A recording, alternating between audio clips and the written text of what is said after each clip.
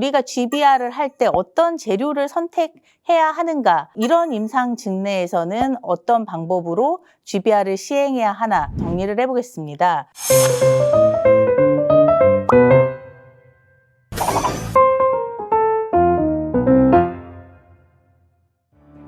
안녕하세요. 저는 관악서울대학교 치과병원 치주과 정재은입니다.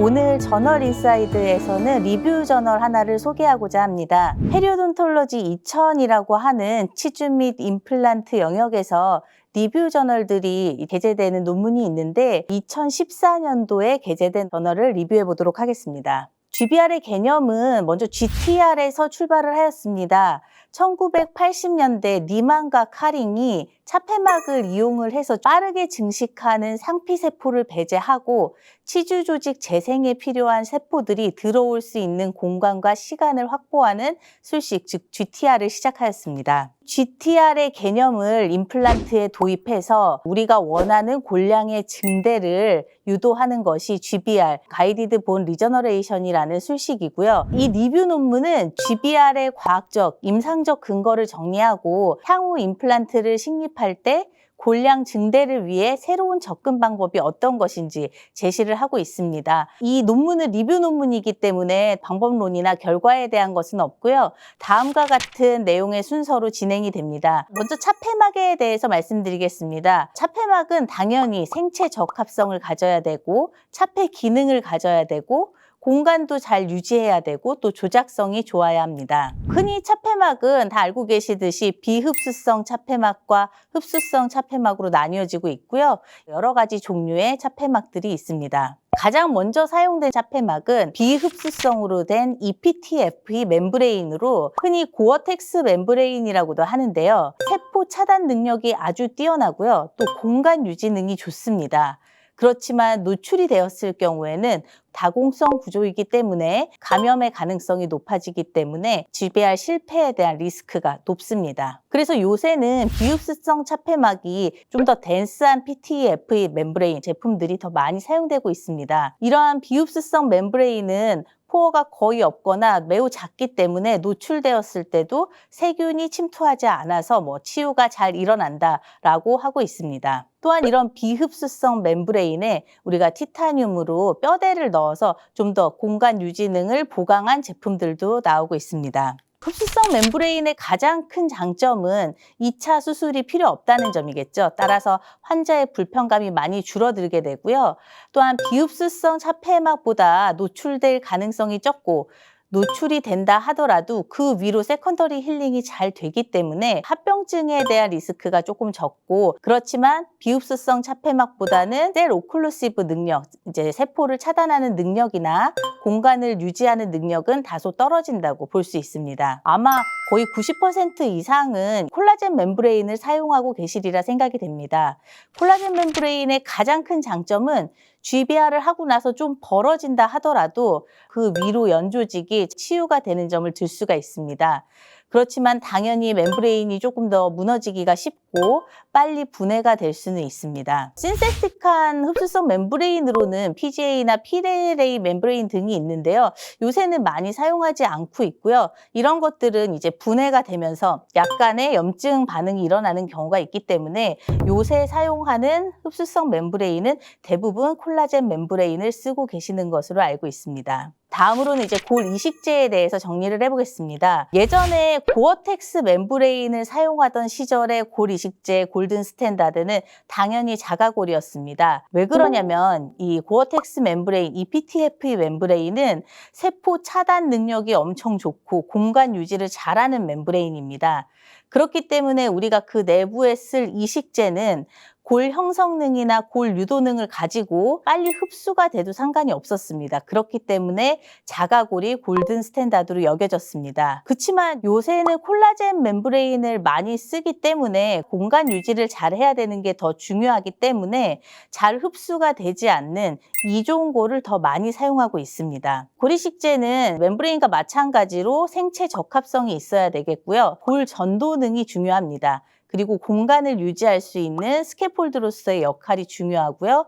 또 일정한 시간이 지나면 흡수가 돼서 그 공간은 자가골로 채워질 수 있는 성질을 가지고 있어야 되겠습니다. 논문에 보면은 이 식재를 자가골, 동종골, 이종골, 합성골로 분류하였고 그 각각의 예시를 살펴볼 수가 있었습니다. 이제 우리가 콜라겐 멤브레인을 많이 사용하게 되면서 고리 식재 중에 가장 각광받는 재료는 이종골입니다. 그 중에서도 특히 디프로티나이즈드 보바인본입니다. 보바인본은 생체 적합성이나 골 전도성이 매우 우수하고 흡수도 된다고 합니다. 그렇지만 오랫동안 흡수가 되지 않는 것으로 보고가 되고 있습니다. 그렇기 때문에 공간을 유지할 수 있는 능력이 좋다는 뜻도 되겠죠. 또한 이런 사이너스나 아니면 열계나 천공 같은 작은 부위의 골 이식뿐만 아니라 우리가 광범위한 GBR을 해야 할 때도 거의 자가골을 대체할 수 있을 정도로 보바인본이 아주 유용하게 사용되고 있습니다. 증례를 한번 살펴보겠습니다.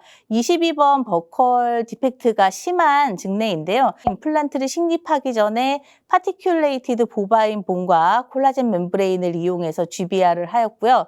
9개월 뒤에 충분한 폭의 골 증대가 확보된 것을 볼 수가 있습니다. 그 밖에 이제 동종골도 많이 사용을 하고 있습니다. 그러나 동종골의 가장 큰 단점은 면역 반응이나 감염의 위험을 완전히 배제할 수는 없다는 것이고 공여자와 수여자 간의 면역학적인 차이가 있을 경우에 국소적인 염증 반응이 생길 수 있다고 합니다. 또한 기계적 강도가 이종골에 비해서 낮기 때문에 공간 유지능이 조금 떨어진다고 합니다. 마지막으로 합성골은 우리가 이제 만들어낸 뼈인데요. 다양한 구조, 화학 조성, 기계적 특성으로 얼마든지 만들 수가 있습니다. 그렇지만 동종골이나 자가골이나 이종골에 비해서 신생골이 생성되는 속도가 다소 느리다는 단점이 있습니다. 그래서 이러한 재료들을 바탕으로 우리가 GBR을 할 때 어떤 재료를 선택해야 하는가에 관련된 연구들을 좀 살펴보면요. 단순한 열계나 천공의 디펙트에서는 보바인본과 콜라겐 멤브레인의 조합이 또한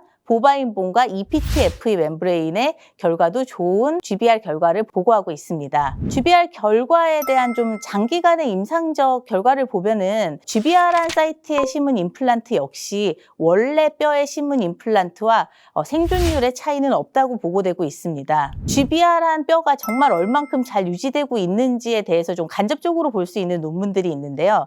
우리가 즉시 식립을 하고 임플란트와 발치와 사이의 갭에 GBR을 한 후에 7년 뒤에 어느 정도 버컬 플레이트가 남아있는지 관찰한 연구가 있습니다. 15개의 증례 중에서 4개의 증례에는 버컬 플레이트가 완전히 없어졌다고 합니다. 즉 GBR한 뼈가 다 없어졌다는 얘기인데 그럼에도 불구하고 모든 임플란트는 임상적으로 별 문제 없이 사용하고 있다고 합니다.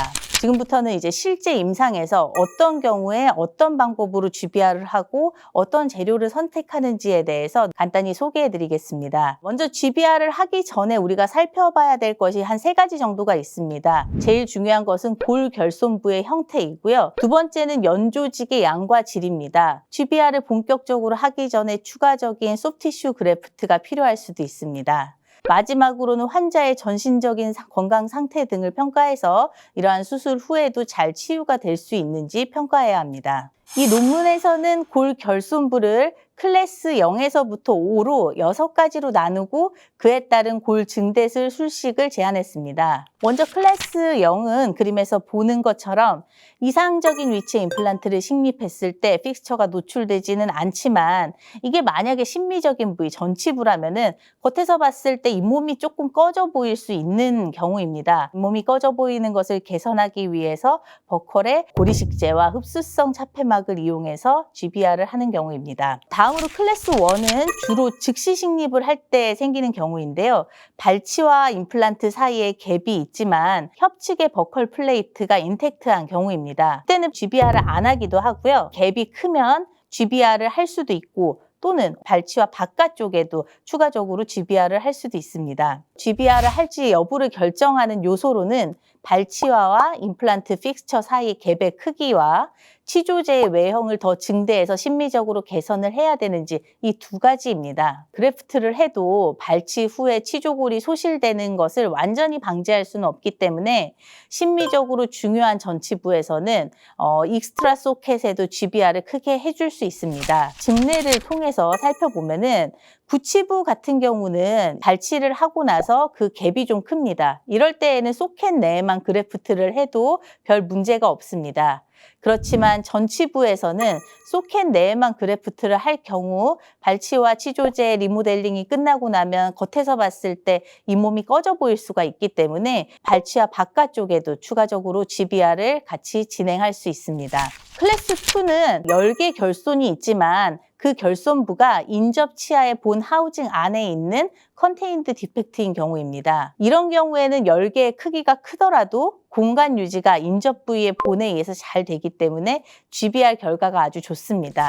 보시는 것처럼 21번 임플란트에 꽤나 큰 열개의 디펙트가 보입니다. 그렇지만 11번과 22번 버컬본이 컨투어 안에 이 디펙트가 존재하기 때문에 제노그래프트 등을 사용하고 흡수성 멤브레인으로 GBR을 하게 되면 이 버컬의 컨투어가 시간이 지난 후에도 잘 회복된 것을 확인할 수 있습니다. 버컬 컨투어의 회복이 중요한 전치부에서는 이런 열개의 디펙트인 경우에도 비흡수성 멤브레인을 사용할 수도 있습니다. 그렇지만 퍼스트 초이스는 제노그래프트와 콜라겐 멤브레인이라고 생각하시면 좋을 것 같습니다. 기본적인 술식으로는 우선 코르티칼본의 하이스피드를 이용해서 디코르티케이션을 시켜줍니다. 그렇게 좀 구멍을 뚫어줘야지 향후 이제 창상 치유가 될 때 혈관화가 잘 되게 해줍니다. 차폐막은 결손 부위보다 한 2mm 정도 크게 해야 하고요.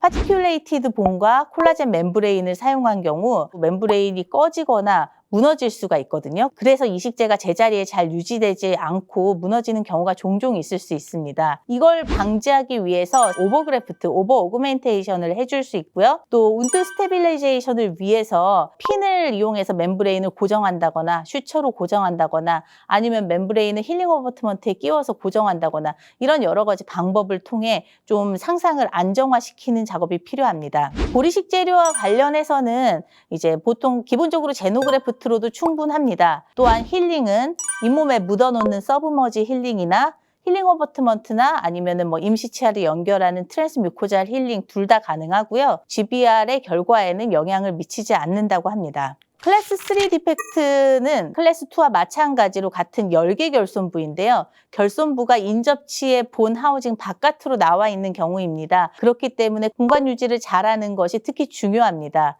그래서 이때는 단단한 멤브레인을 사용하는 경우가 많고요. 티타늄 리인포스드 멤브레인 같은 것을 사용하는 경우가 있습니다. 저널에 제시된 증례도 보바인본과 티타늄 리인포스드 EPTMF 멤브레인을 사용을 하고 리엔트리한 사진을 보면 골폭의 증대가 상당히 잘 된 것을 확인할 수 있습니다. 술식은 이전에 말씀드린 것과 비슷합니다. 그렇지만 이제 티타늄으로 강화된 비흡수성 멤브레인을 사용할 때는 콜라겐 멤브레인을 쓸 때처럼 이식제를 과도하게 오버 오그멘테이션을 할 필요가 없습니다. 어차피 공간이 멤브레인에 의해서 잘 유지되기 때문입니다. 다만 비흡수성 차폐막이 노출될 경우 감염으로 인해서 고리식 실패로 이어질 수가 있기 때문에 술전에 적절한 연조직의 양과 질을 확보하는 것이 더 중요하고요.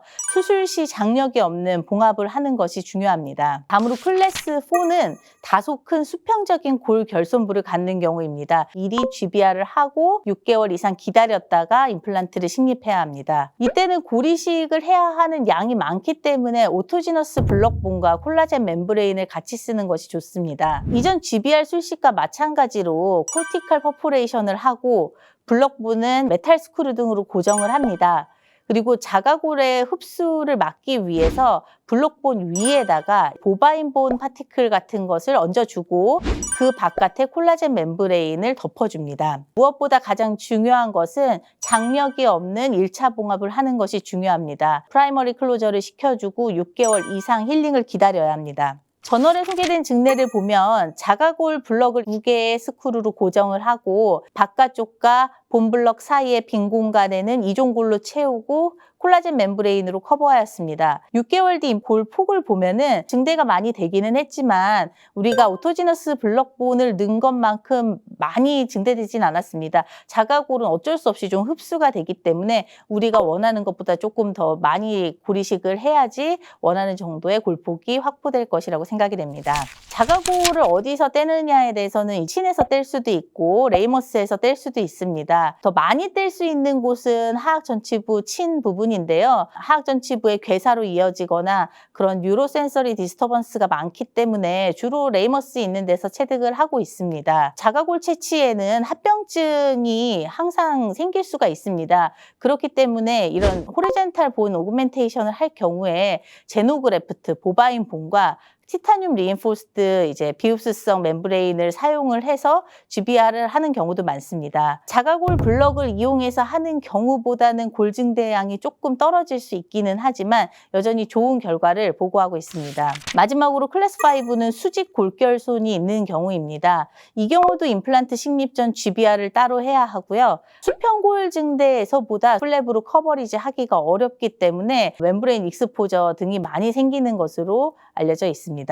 클래스 4와 마찬가지로 자가골 블럭과 이종골을 같이 사용하고 콜라겐 멤브레인으로 커버를 해줍니다. 현재 연구 동향에 대해서 말씀드리면 요즘은 GBRC BMP나 PDGF 등을 사용해서 치유 기간을 좀 단축시키고 예지성을 높이려는 연구가 활발히 진행되고 있습니다. 또 수술 시간을 단축하기 위해서 고리식제를 인젝션 가능한 형태로 만들어서 인젝션 하면 시간이 지나면 어느 정도 굳는 그런 형태도 나와 있고요. 몰딩이 가능한 형태도 나와 있고 환자 개개인의 디펙트에 커스터마이징을 할 수 있도록 3D 프린팅을 해서 고리식제를 만드는 경우도 있습니다. 이러한 현재 연구를 통해서 향후에 술식을 좀 쉽게 하면서도 치유 과정을 촉진하려는 연구가 계속되고 있습니다. 이 저널은 GBR에 대한 리뷰가 상당히 잘 되어 있고요. 각 증례에 대해서 이럴 때는 어떻게 해야 된다 이런 리뷰가 잘 되어 있기 때문에 한 번쯤 정리를 해보시면은 임상에 많은 도움이 되리라 생각합니다. 경청해 주셔서 감사합니다.